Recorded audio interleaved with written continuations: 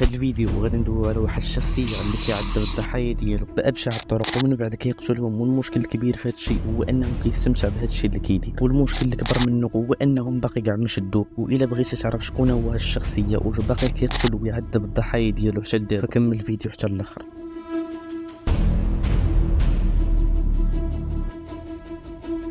في سنة 2016 في تيفلي في أمريكا، إيبيغيل وليبي كانوا صحابات ديال بصح وتعرفوا على بعضياتهم في الليسي، ومن بعد طورت العلاقة ديالهم ولاو بحال الخوت، ومن بعد ولاو كيدوزوا وقت مع بعضياتهم كثر، وبالتالي ولات كل وحدة فيهم كتبات عن الأخرى وكيدوزوا وقت زوين. حتى 12 فيفري 2016 كانت عندهم عطلة وقررت إيبيغيل تمشي تبات عند ليبي حتى الغد اللي فاقوا، وبحكم هذيك الوقيته اللي فاقوا فيها ما كان عندهم ما يدير وما لقاو فين يمشيو الا لهاد القنطره اللي كانت معروفه بالكرم، حيتاش اصلا اشنو غيمشي يدير بنادم هنايا. حتى لواحد الوقيته ايبيغيل كتحط واحد التصويره في سناب ديالها، ولكن اللي ما كانوش عارفينه ان هذه هي اخر تصويره ليه.